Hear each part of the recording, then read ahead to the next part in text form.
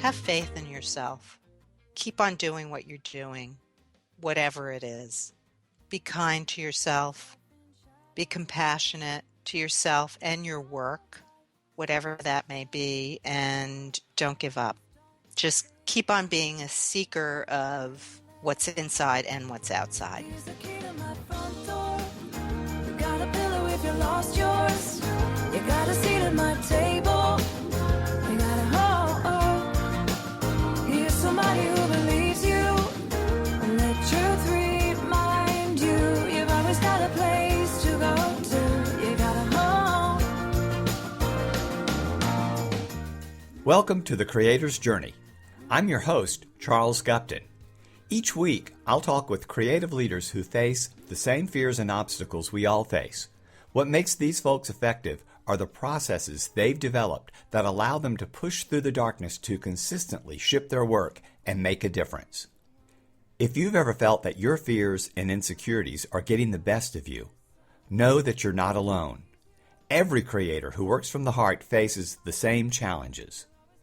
Come join our community at thecreatorsjourney.com for ideas and inspiration that will bring light and direction to your journey. Here's the key to my front door. You got a pillow if you lost yours. You got a seat at my table. You got a home. Here's somebody who believes you. Let truth remind you. You've always got a place to go to. You got a home. Our guest this week is Patricia Sarnataro. Patricia is a multidisciplinary artist blending a distinctive sense of fashion with her talents as a costume designer, image consultant, interior designer, as well as a painter. A native New Yorker, she's worked on numerous stage productions on Broadway, including productions of Cat on a Hot Tin Roof, Dangerous Games, and Grease, along with scores of off-Broadway and major theatrical productions around the country. Also, in addition to her work on a plethora of TV commercials, television shows, and feature films, Patricia also works with private clients to define and design their personal style and living spaces at home and work. Apart from her commercial design work, Patricia is also a painter, creating works that are so detail-specific they can be easily mistaken for photographs. Welcome, welcome. How are you, Patricia? Hi, Charles. How are you? I am quite well and excited to be together again talking. Thank you for that lovely introduction. Well, good.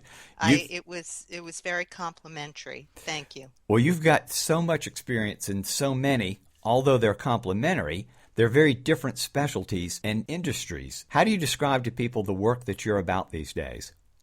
It's very hard. It's very difficult because I feel like I'm going down a list, and then people start to sort of a haze comes over them, and there's always that thing that you feel that you're going to be put in a box, and well, wait a minute, you can only be a stylist or an interior designer or a painter or whatever. You can't be all of those things because you can only be good at one thing. And I've had situations with certain clients or whatever that feel that way. So I just work with them in the one aspect that they've hired me for. But you know, uh, I'm not everyone, but some people will want to put you in a box. They want to define you as one thing and only that one thing. Well, how does your ability to do so many things well on both the commercial and personal client fronts affect your ability to focus on one task or project and get it completed? Do you ever feel that you're pulled or stretched in too many competing directions at once? Well, usually certain projects will take up a bulk of my time. Um, my bread and butter is my styling, personal styling, and interiors. And generally, what sort of ends up happening is um, maybe by kismet, I don't know, but I will, let's say, have a interior job, which is taking up most of my time. And for some reason during that time, I'm not getting so many calls to work on shoots or private clients who want to work with me on clothing. So it just kind of flows and works out. Not always, but most of the time it does. And so I tend to focus on the job at hand when it when I'm called for. I mean, last week um, I had called for a number of shoots during the week, which were industrials, corporate industrials. And at the same time, I had a client in who has a business in China, so she's there most of the time, and she needed help with getting her wedding together and her wedding dress, and also the rest of the family. So I had those two things, and I was able to just go, okay, this day I'm focusing on this. And when I'm on shoots, I can't do anything else. I can only be there and I can't be on email or whatever. And so it's kind of fine. That's what I'm doing, and that's what I'm focused on. So for the most part, my focus stays on the work at hand at the moment. The only thing that I do feel um, torn about is when I am working on a painting, and there are times where I just simply don't have the time to do anything. What I have been doing more recently is um, pushing myself to take that time, no matter what else I'm doing. Like, okay, because I feel the itch to paint more. And so I will say, okay, if I can just get in 2 hours of painting in the evening or the morning or whatever, then I will feel better. So that's the one thing that really needs quiet time and um, some lack of anything else pulling at me. But I'm becoming better in being able to, excuse me, um, say, okay, this is my time to be focusing on this, and I'm not going to think about anything else right now. I'm not going to go to the computer and do some research, or I'm not going to start thinking about what I have to do for someone else. So it's getting better. It sounds like you're using art in that capacity as kind of a visual or creative meditation. Very much so.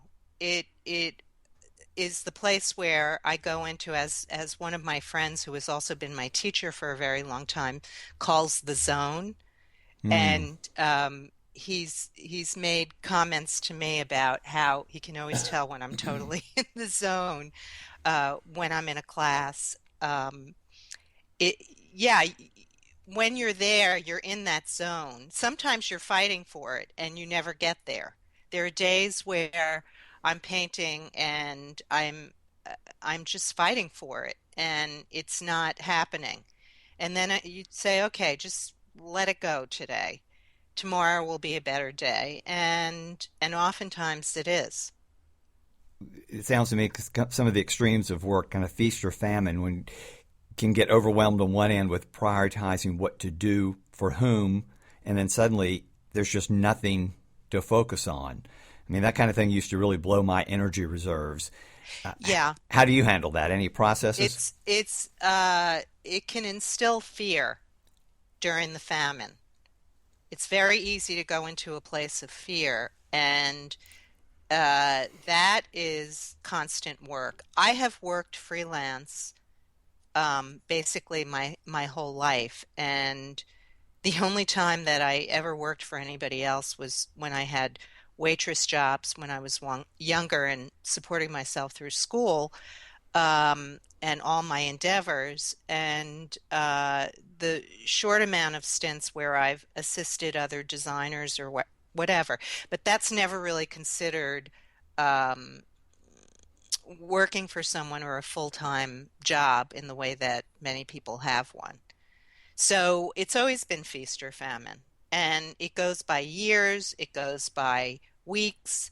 And we're also freelancers are much more susceptible to the outside environment in terms of what's happening with the economy, any kind of disasters, whether they're natural in terms of weather or as in the case of 9/11, a terrorist disaster, which thank God hasn't happened again, but um, we're much more vulnerable to the outside world in terms of whether we're in feast or famine. I used to think that was the case, but I'm beginning to wonder anymore whether the most secure place in the world to be is on your own. When I look at the number of people that get laid off and downsize, that when you're on your own, it's kind of your choice how to be downsized or what to do. Right. It almost becomes kind of a conditioned way of thinking. I'm just here. What do I need to do, as opposed to that fear of wondering what's going to happen. Yeah, it seems more and more that the riskiest place to be is kind of hiding in safety. Yes, in some ways, and especially these days, because having a corporate job is not secure the way that it used to be. Much has changed in the world, and many of us who are freelancers are used to having to reinvent ourselves when something is not working. And a person who seeks security, particularly financial security, um, when that is lost, I can imagine it is very scary for them. Yeah, when I look at the fear or the fright that people have in their eyes when they talk about going through that process, it gives me some comfort, in a sense, to think I've dealt with that for 35 years. Right, It's right. it's just kind of the way to live. Keep moving on. So I had a friend when I was living in my old apartment. I had a neighbor across the hall from me, and she was working for a company. And she had a fairly decent job because much of her job entailed taking people out to lunch. She was in sales, and um, she had a certain amount of freedom. She wasn't bound to her desk all day long and working really crazy hours. But she used to knock on my door every day and say, I hate my job. I hate my job. I wish I could do what you do. You're so brave, but I need security. And I would say to her, first, stop saying that because it's not a good mantra for right. you in your life. And you're fortunate in many ways, and this has its drawbacks also. So eventually, she ended up being uh, given a package and retiring pretty early. And she had saved a fair amount of money and uh, had a 401k. And about a year or a year and a half to 2 years later came the crash, and the company that she had worked for's stock dropped from, like, I don't know, 86 per share, $86 per share to like $2 a share. And she had lost an incredible amount of money. And here she thought she was being so secure. And in the long run, most of the money that she put away for that security was lost. Wow.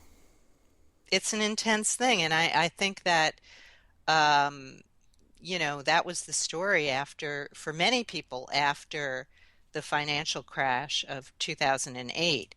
And um, we